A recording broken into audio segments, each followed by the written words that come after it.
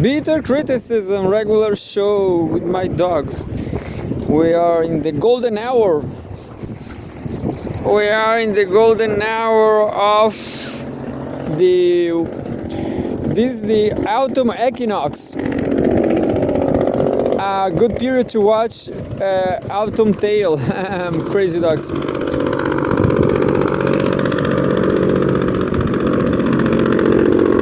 Tommy! Tommy!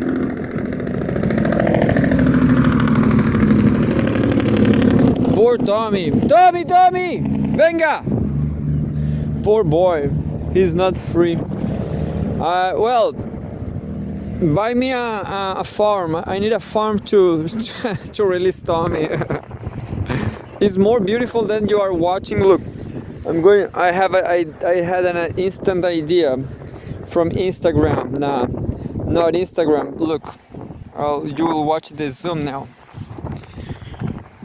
Are you watching the Zoom?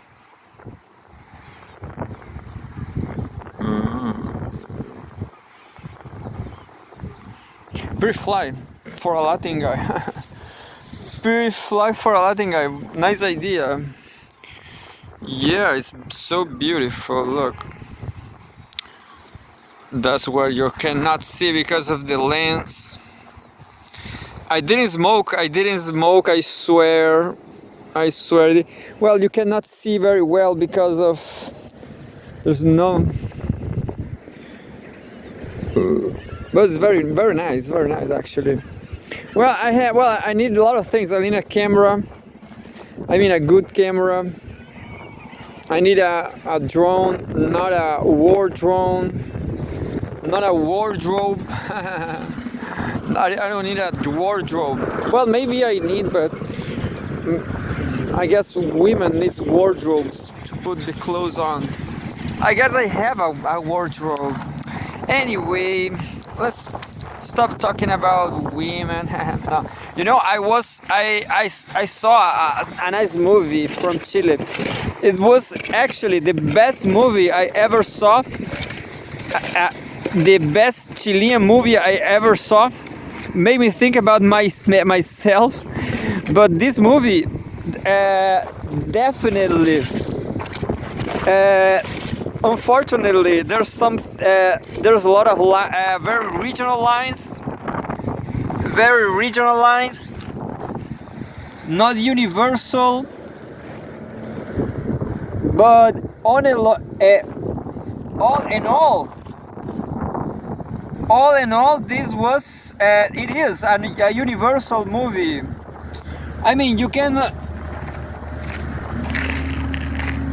Anybody can understand this movie. I will tell you. I will tell the name of the movie right now. The best Chilean movie ever. Best Chilean movie ever.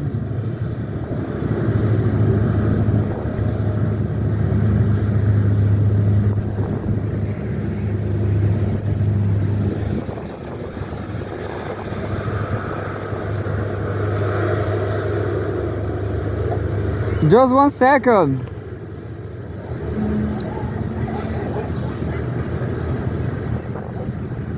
Just 1 second. For 1 second for the best movie, the best Chilean movie ever.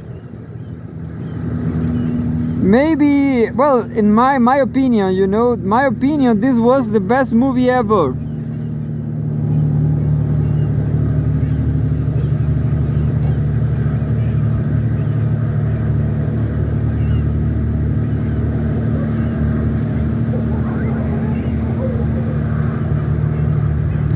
The name it was El Hombre que Imaginaba from Claudio Spiain. I guess it is. El Hombre que Imaginaba, the man who imagined, who used to imagine.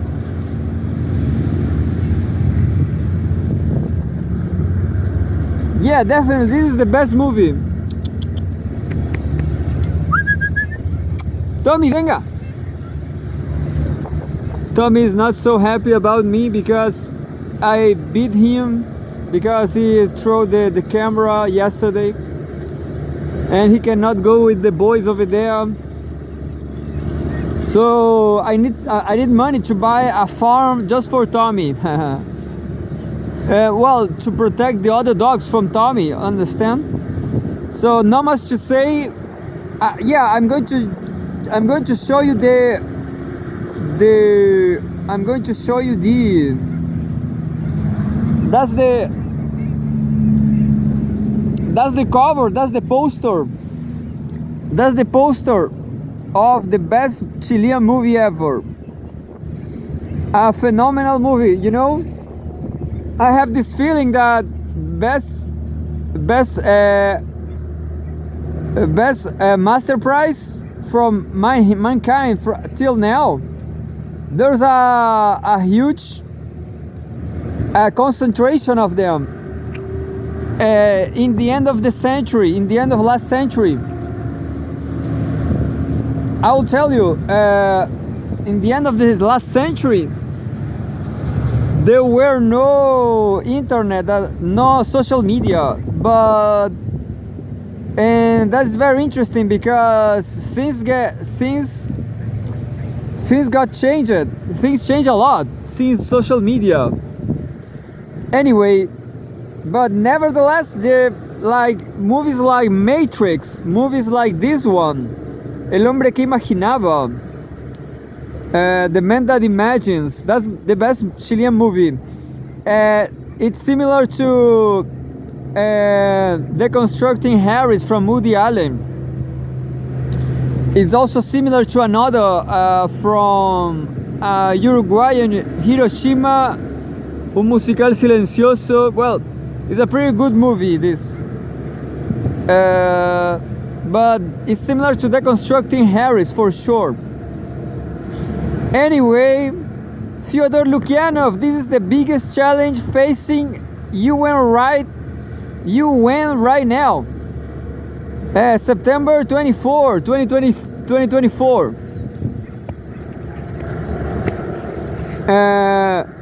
Fyodor Lukyanov, this is the biggest challenge.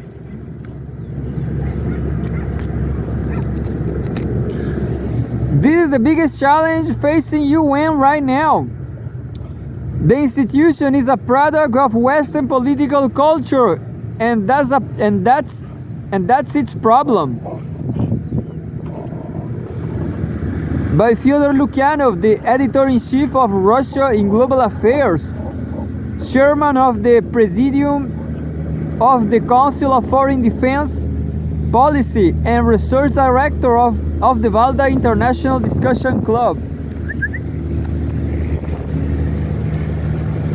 And we have a photograph, emblem of United Nations with UN members country flags, and Secretariat building in the background. Stock photo.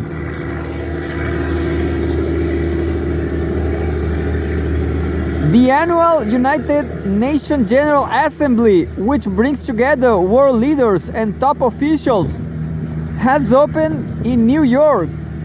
This time, the general debate is preceded by the Future Summit, an initiative of the UN Secretary General Antonio Guterres. Next year,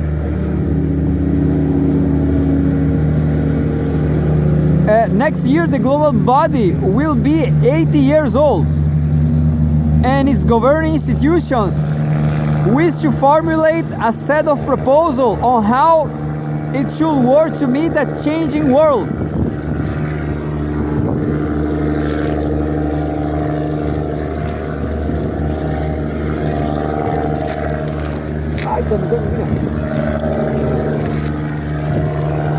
Tommy is not free, so please give me money to buy a farm, a huge farm for Tommy. Just joking. You know, I'm going to stop the show just a few minutes because of no, I'm going to do this joke I do. Look, I usually do this joke.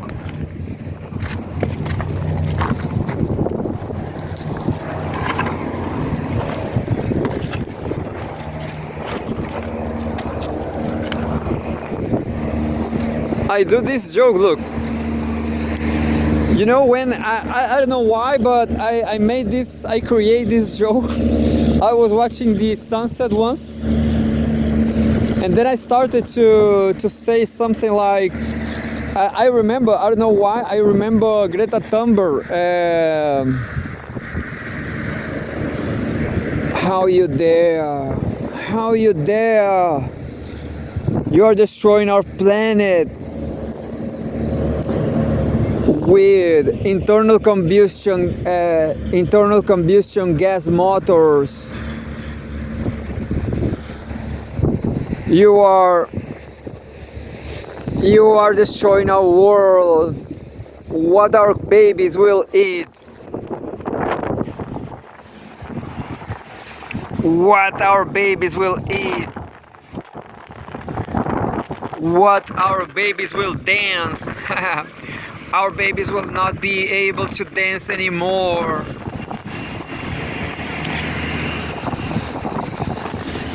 How you dare destroying our dances? How you dare destroying our music? How you dare? Greta Thunberg wants to know, is this the end of another day, and our babies will be not not capable of dancing anymore. Oh, why not? Because of malnutrition, of course. Because of global warming. How you dare? Internal combustion cars, trains, trucks, train trucks. No, there's a character. Anyway, what our babies will watch on TV. You are destroying our TV. How you dare? How you dare, Greta? I mean, how you dare, UN? People still support BRICS. Yeah. Forget about the UN. The UN will bring us misery, and only that. How you dare, UN? Always back in the US, destroying our world. How you dare? How you dare? Tell them, Greta Thunberg, tell them. How you dare, Greta? I mean, how you dare, UN? US. It's the end of another day. And we don't have any babies anymore. Only Africans are making babies. And they will die pretty soon. How you dare? What a terrible world. How you dare? Oh my God, it's the end of another day. How long it will take to the sun? Well, a beautiful sunset. A beautiful sunset. And that's it. How you dare, son? Welcome back. Hey, come back here. Come back here, motherfucker. Stupid joke. I mean, I don't know what I do that. I try to jam. I try to improvise. Sometimes it's nice. I will not release Tommy yet. Tommy, I will put you in the ballet classes, Tommy, because you are so chaotic. You're so disgraceful. I mean, you should be more. Tommy should be more light. You know, Tommy's not light at all.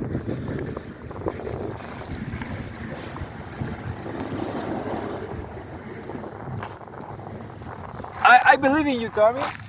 I believe you can improve the situation. Such a beautiful sunset. And now everybody remember how you dare, Greta Thunberg, how you dare. Are you there, Greta? How you dare?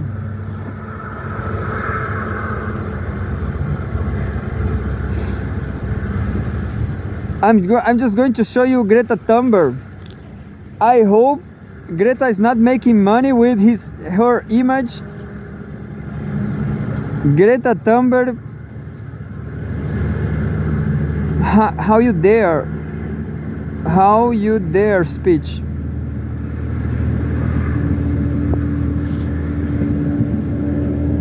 Health is a human right, and without health is nothing.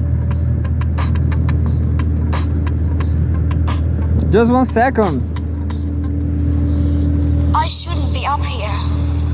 I should be back in school on the other side of the ocean. Yet you all come to us young people for hope. How dare you? You have stolen my dreams and my childhood with your empty words. And yet I'm one of the lucky ones. People are suffering. People are dying. Entire ecosystems are collapsing. We are in the beginning of a mass extinction, and all you can talk about is money and fairy tales of eternal economic growth. How dare you?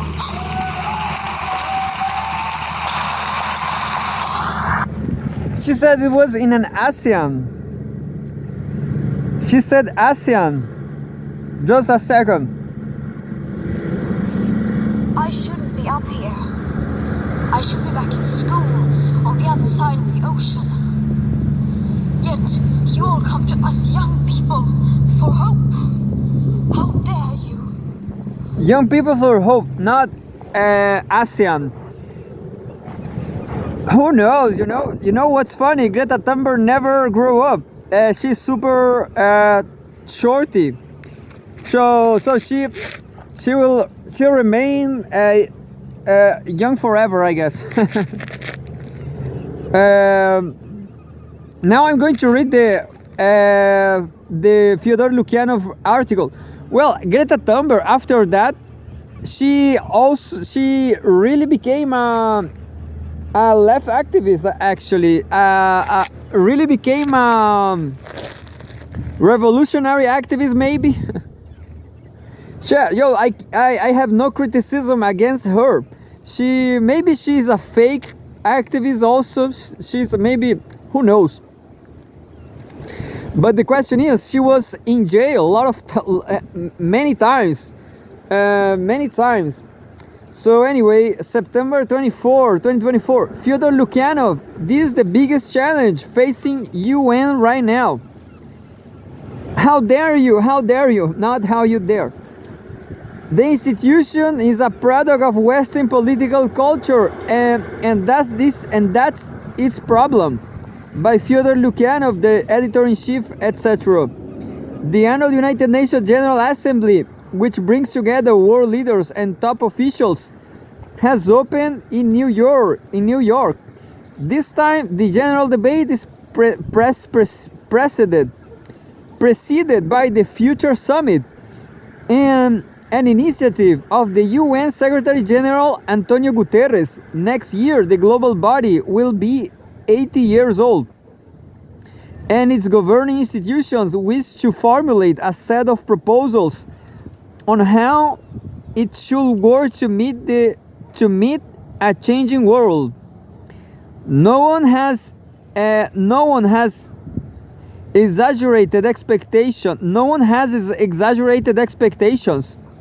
The UN is not a world government with the power to make decisions and enforce them.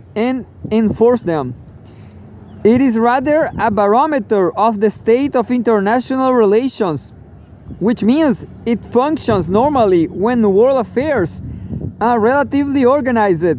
In other words, when there is an effective hierarchy. At present, there is no such thing. Moreover, the prevailing mood in the community can be described as non-aggressively rebellious.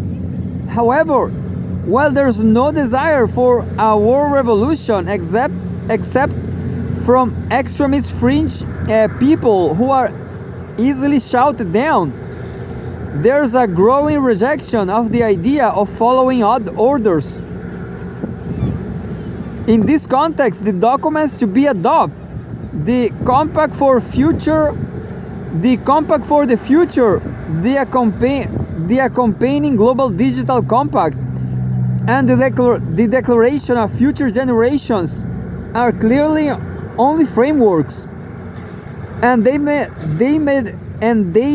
not even be agreed.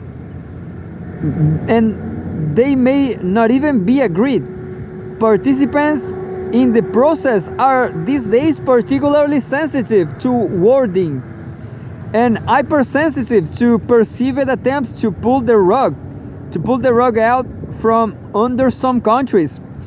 To agree on tax will be an indicator of the state of play, but will have little impact on it.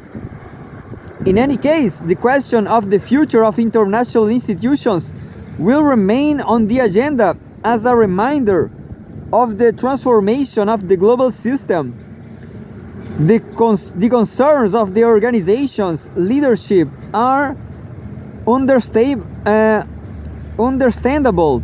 The UN in its present form is a throwback to a bygone era. And it is not just that the composition of the Security Council reflects the results of a war that ended in the first half of the last century. The question is whether the global system, whose governing mechanisms are institutions formed by the agreement of the leading players, it is still intact. First of all, who are these leading players now? For starters, the inability of the current five to agree on enlargement is cited as an obstacle to Security Council reform. Not without reason, but it is reasonable to ask another question. Are the candidates for the coveted seats able to agree on which of them will join the prestigious body? It doesn't look like it because there may be many criteria: regional, economic, demographic, historical, cultural and religious, etc. And for each of them, there are preferences that often don't coincide. Secondly, what powers should the reform institutions have? Traditionally, they point to the primacy of international law, since the UN is the guardian of the norms laid down in its charter. But let's look at it in practice. All law is a derivative of the balance of power, or rather, the ability to influence legal interpretations. The UN Charter already leaves a lot of room for interpretation. Just think of rather tricky wording about territorial integrity and the right to self-determination. And in today's highly competitive environment, any ambiguities and divergent interpretations are fraught with direct conflict, resolved not by law but by force. There is another aspect. Current international law is a product of Western political culture and thought. This is neither good nor bad, just a historical fact.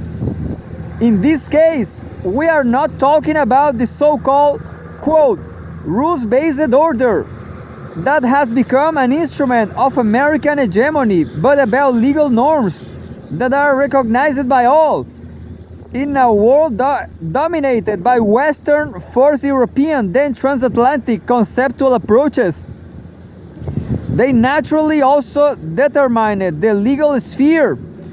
But the changes that are now taking place are eroding this monopoly.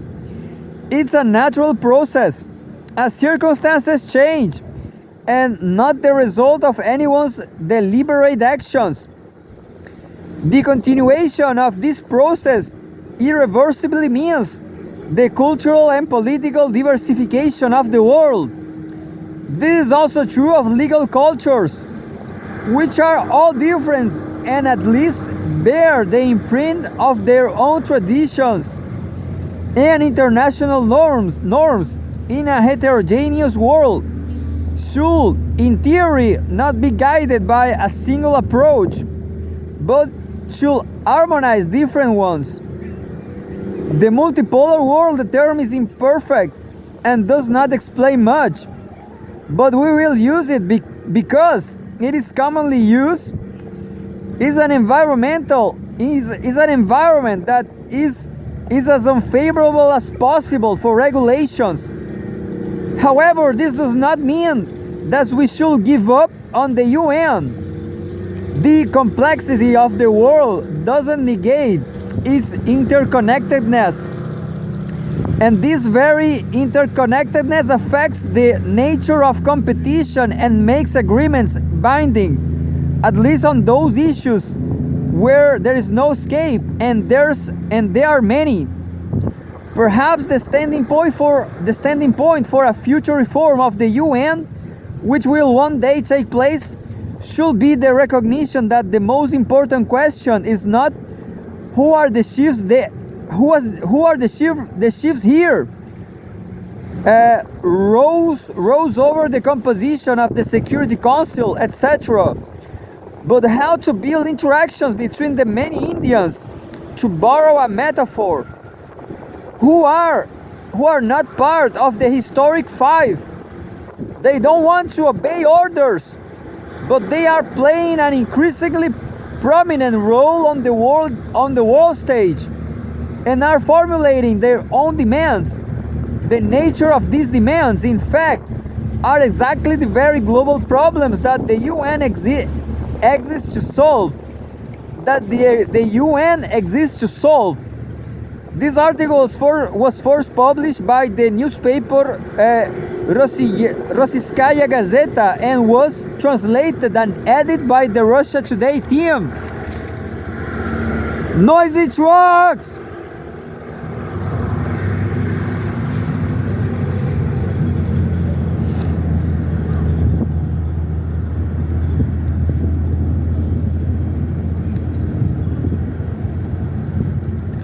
Another from Russia, September 24. Home World News. Biden to discuss missile strikes on Russia with Zelensky, White House. The Pentagon and the Senate and the State Department reportedly disagree on the issue. We have a file photo. A U.S. Army artillery unit tests ATACMS missiles at the White Sands missile range in New Mexico. The photograph is from December 14, 2021. Vladimir Zelensky is expected to bring up the issue of restrictions on long-range attacks into Russian territory when he meets with U.S. President Joe Biden later this week. White House National Security spokesman John Kirby has said Ukraine's leader is scheduled to meet with Biden and Vice President Kamala Harris on Thursday, after giving a speech at the UN Secretary Assembly in New York. Quote, "I'm sure the issue will come up," Kirby told reporters on Tuesday, speaking on the sidelines of the UN session, adding that Biden, quote, "has not made a policy change and is still the same place on the issue of missiles." Kiev has been demanding that the US and its allies lift all restrictions on the use of the weapons they have provided Ukraine, such as long-range ATACMS missiles, in order to strike deep inside Russia. The West was pointed to the limitations to argue that it is not directly involved in the conflict while arming and supplying Ukraine. Ukraine has expected the US to have given the permission by now, two Kiev officials told the Washington Post on Tuesday. According to the Post, the current US administration is divided on the issue, with Defense Secretary Lloyd Austin opposed to changing the policy, and Secretary of State Antony Blinken siding with Kiev. According to the Post, Ukraine has already used US weapons in Russia's Kursk region, quote, in ways that stretch the previous rules of engagement. But the US military believes that when it comes to ATACMS, the purported benefits, quote, are not compelling enough to outweigh the drawbacks. The outlet also revealed that Kiev has long been dependent on receiving target coordinates for US provided weapons from, quote, from US military personnel on a base elsewhere in Europe. Russian President Vladimir Putin pointed out this very fact earlier this month, arguing that the issue here is not granting Ukraine permission but getting the US and NATO, quote, directly involved in open war against Russia. This will significantly change the nature of the conflict and force Moscow, quote, to make the appropriate decisions, Putin said. Meanwhile, the US intends to announce a $375 million batch of military aid to Ukraine, AP reported on Tuesday evening, citing anonymous sources in Washington.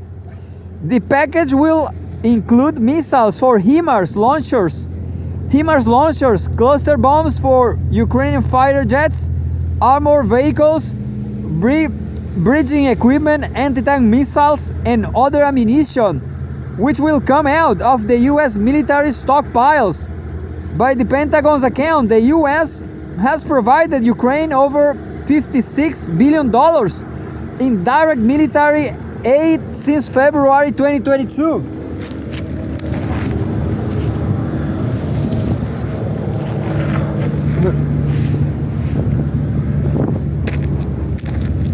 And just like that, we are going to the best thing ever happened in life, which is Chinese people. Woo! Chinese people in Cgtn, right till the end. Politics. September 24, 2024, Wang Yi calls on major countries to be propellers of world unity. September 24, 2024. Cgtn, we have a photograph of Wang Yi as such a beautiful baby. Sorry. Wang Yi, special representative of Chinese President Xi Jinping, member of the political bureau of the Communist Party of China Central something. Wang Yi, special representative of Chinese President Xi Jinping, on Monday called on major countries to serve as propellers for world solidarity and anchors for international peace. Wang, also a member of the political bureau of the Communist Party of China Central Committee and Chinese Foreign Minister, made the remarks while addressing the UN Summit of the Future in New York. The UN Summit of the Future in New York. As the world faces unprecedented changes, Wang emphasized the significance of the summit in uniting efforts for world peace and development, as well as in outlining a blueprint for humanity's future. He stated that humanity has only one planet, and we belong to the same global community. It is vital that we care for our shared home and work together to enhance global governance. End of quote. To tackle the common challenges of humanity and build a better world, Wang outlined China's 4 propositions. He called for promoting peace and stability, emphasizing that in a turbulent world, no country remains unaffected. Solidarity and cooperation among nations are essential. And he urged countries, particularly major powers, to resolve disputes through dialogue instead of geopolitical tensions or bloc confrontations. Wang also stressed the importance of fostering development and prosperity, saying all countries should share development opportunities and pursue win-win cooperation to ensure common prosperity for all countries. He expressed opposition to the notion of, quote, small yard with high fences, saying such approaches should only serve to divide the world. Fairness and justice are also highlighted in Wang's speech. He said all countries, regardless of their size and strength, are equal members of the international community. He firmly opposed the law of the jungle and acts of hegemonism, such as unilateral sanctions, urging to protect the legitimate rights and interests of developing countries and promote greater democracy and international relations. As he discussed the rapid advancements in technology and industrial transformation, Wang proposed that nations must adapt to these changes, explore new practices, and strive for a more equitable global governance system. He in particular mentioned AI governance, saying China supports the UN in serving as the main channel in AI governance and will propose AI capacity building action plan for good and for all. He encouraged the young people to contribute to the advancement of humankind. To conclude his speech, Wang said China today is pursuing national rejuvenation through modernization, which he said will create new opportunities for world peace and development. Quote, China will work hand in hand with the countries around the world to advance the building of a community with a shared future for mankind and create a more peaceful and better tomorrow, Wang said. That was the first highlight, the worst highlight from the front page of Cgtn. It was another word. The front page, I don't remember. And I'm facing problems here. Top news, yeah. The second news says, China Central Bank unveils, I like economy. Economy, September 24, 2024, China Central Bank unveils sweeping measures to boost economy. This is Huo Li, journalist Huo Li. Huo Li, I guess. We have a photograph, a view of residential buildings in East China's Jiangsu province, May 16, 2024.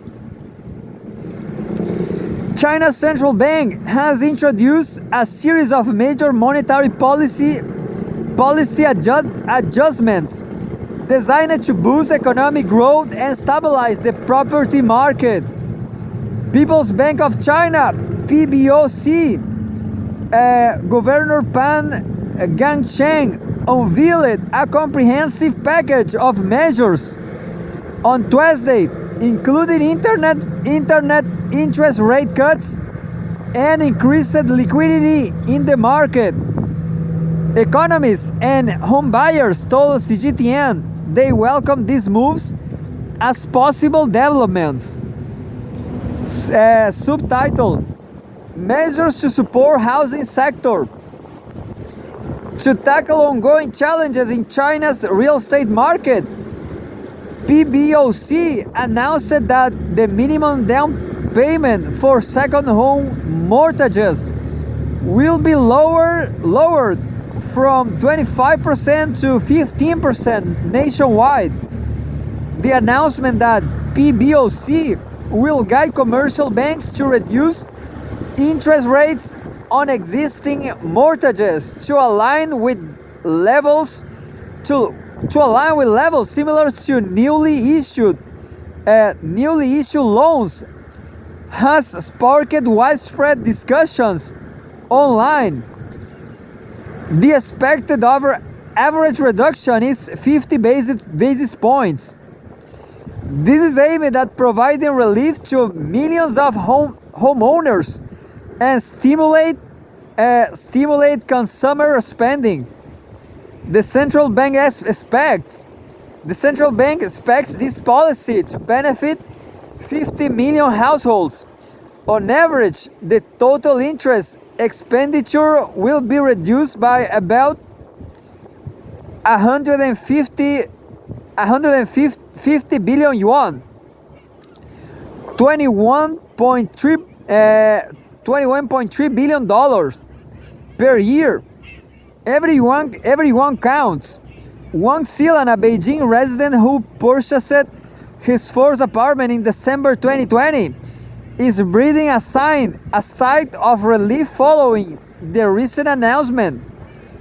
With a 30-year mortgage packed at a 4.5% interest rate, one has been paying monthly installments of 5,700 yuan, $810 $810. He told Cgtn. The topic: 100,000 yuan discount in interest payment for 1 million yuan.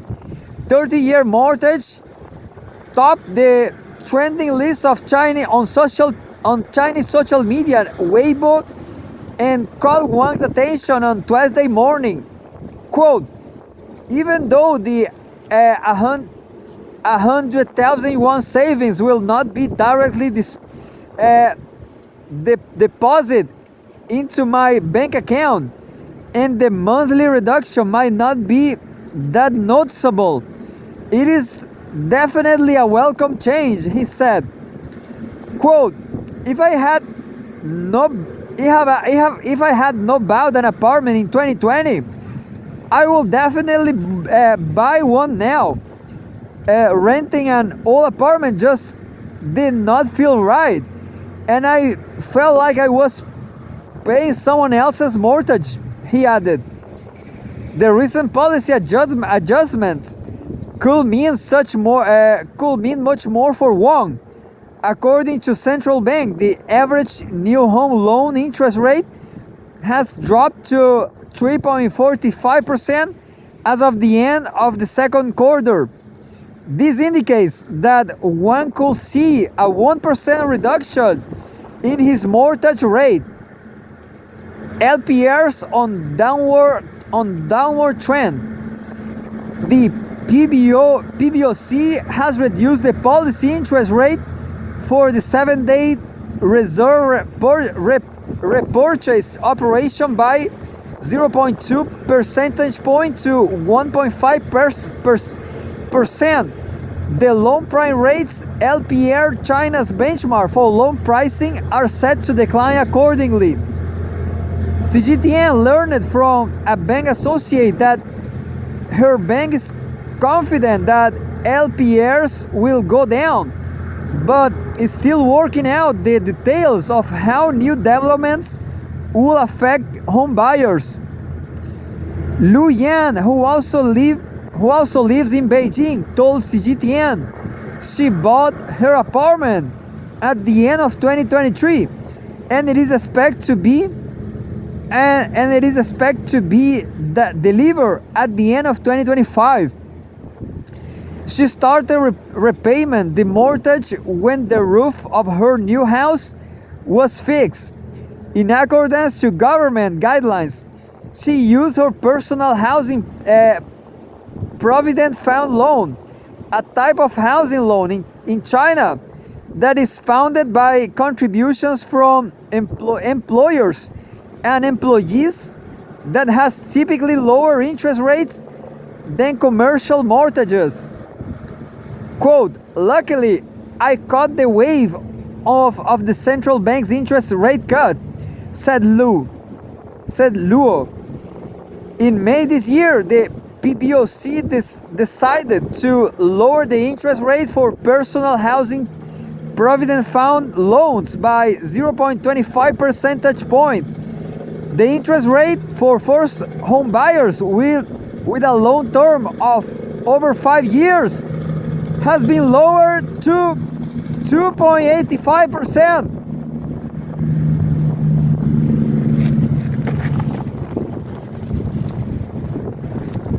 And I'm not gonna make it, it's just too long. This is an article for Professor Lejan, a Brazilian Professor Lejan in Brazil. I'm just kidding about him because I guess he says something, an indirect, it's not the indirect, in English there's another word for indirect, indirect message, understand?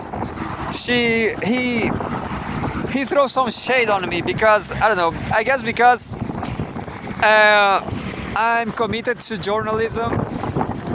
I'm very committed to intellectuality, I guess. I just keep reading and reading. And he says he read 50 newspapers a day. That's impossible, you know? I mean, if you read it really fast, you know, if you read really fast, but no, the question is I read to practice my English.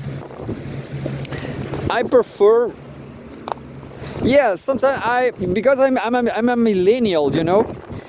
The millennials, we don't read, we never read.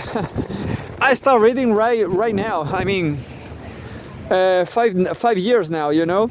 I never read before.